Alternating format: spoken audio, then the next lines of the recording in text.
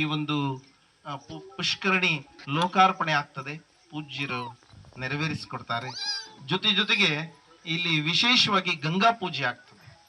ನಮ್ಮ ಕ್ಷೇತ್ರದ ಕಾರ್ಯಕರ್ತರು, ಮಾತೆಯರು, ನಮ್ಮ ಕ್ಷೇತ್ರದ ಮಾತೆಯರು ಎಲ್ಲ ಸೇರಿ ವಿಶೇಷವಾಗಿ ಗಂಗಾ ಪೂಜೆ ಮತ್ತು ಬಾಗಿನ ಸಮರ್ಪಣೆಯನ್ನು ಮಾಡುವ ಮೂಲಕ ಇದನ್ನ ವಿಶೇಷವಾಗಿ ಲೋಕಾರ್ಪಣೆ ಮಾಡೋಣ್ರಿ.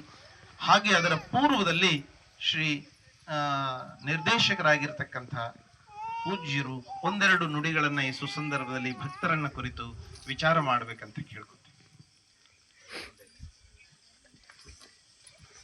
ಓಂ ಶ್ರೀ ಮಂಜುನಾಥಾಯ ನಮಃ. ಸ್ಥಳ ಸಾನ್ನಿಧ್ಯದ ಸಿದ್ಧಾರೂಢ ಸ್ವಾಮೀಜಿಯವರ ಆಶೀರ್ವಾದವನ್ನು ಪಡ್ಕೊಳ್ಳುತ್ತಾ,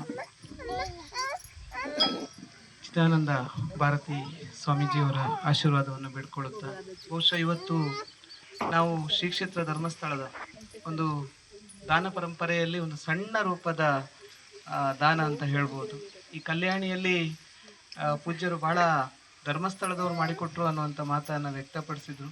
ಆದರೆ ನಮ್ಮದು ಅದು ಕಿರು ಕಾಣಿಕೆ ಅಂತ ಹೇಳುವಂಥ ನನ್ನ ಭಾವನೆ.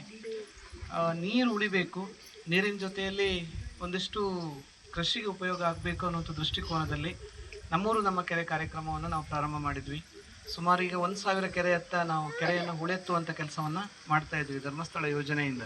ಇದರಲ್ಲಿ ಈ ಮಠಕ್ಕೆ ಬಂದಾಗ ಒಂದು ಅನಿಸ್ತು, ಆ ಕೆರೆಯನ್ನು ನಾವು ಅಭಿವೃದ್ಧಿ ಪಡಿಸೋಣ ಅಂತ ಹೇಳುವಂಥ ಒಂದು ಸಣ್ಣ ಅಭಿಪ್ರಾಯ ಬಂತು. ಪೂಜ್ಯರ ಹತ್ರ ಮಾತಾಡಿದಾಗ ಅದರ ಕನಸು ಭಾಳ ದೊಡ್ಡದಿದೆ ಈ ಮಠದ್ದು. ಹಾಗಾಗಿ ಇಲ್ಲೇನೋ ಒಂದು ಕಲ್ಯಾಣಿಯನ್ನು ಮಾಡಲಿಕ್ಕೆ ಏನಾದರೂ ಸಹಕಾರ ಕೊಡ್ಬೋದಾ ಅಂತ ಹೇಳುವಂಥ ದೃಷ್ಟಿಕೋನದಲ್ಲಿ ಪೂಜ್ಯ ಹೆಗಡೆಯವರು ಇದಕ್ಕೆ ಸುಮಾರು 2.5 ಲಕ್ಷ ರೂಪಾಯಿ ಅನುದಾನವನ್ನು ಮಾಡಿಕೊಟ್ರು. ಆದರೆ ಈ ಕಲ್ಯಾಣಿ ಸುಮಾರು ಒಂದು 6 ರಿಂದ 7 ಲಕ್ಷ ರೂಪಾಯಿ ಅದಕ್ಕೆ ಖರ್ಚಾಗಿದೆ.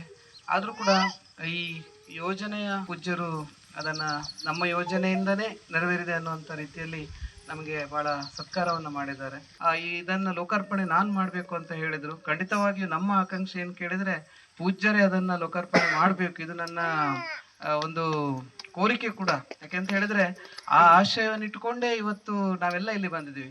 ನಾವು ಇದನ್ನ ಪ್ರಾರಂಭ ಮಾಡುವಾಗಲೂ ಕೂಡ ಅನಿವಾರ್ಯ ಕಾರಣದಿಂದ ಪೂಜ್ಯರಿಗೆ ಅದು ಸಾಧ್ಯ ಆಗಲಿಲ್ಲ. ಹಾಗಾಗಿ ಅವರಲ್ಲಿ ನಾನು ರಿಕ್ವೆಸ್ಟ್ ಮಾಡ್ಕೊಳ್ತಾ, ಎಲ್ಲಕ್ಕಿಂತ ಹೆಚ್ಚಾಗಿ ನಮ್ಮ ಇಡೀ ಟೀಮ್ ಇದಕ್ಕೆ ಕೆಲಸ ಮಾಡಿದೆ. ವೆಂಕಟೇಶ್ ಇರ್ಬೋದು, ಸದಾಶಿವ ಗೌಡ್ರು ಇರ್ಬೋದು, ಇಲ್ಲಿಯ ಸೇವಾ ಪ್ರತಿನಿಧಿಗಳು ಎಲ್ಲರೂ ಈ ಬಗ್ಗೆ ಒಂದಿಷ್ಟು ಸಹಕಾರ ಕೊಟ್ಟಿದ್ದಾರೆ.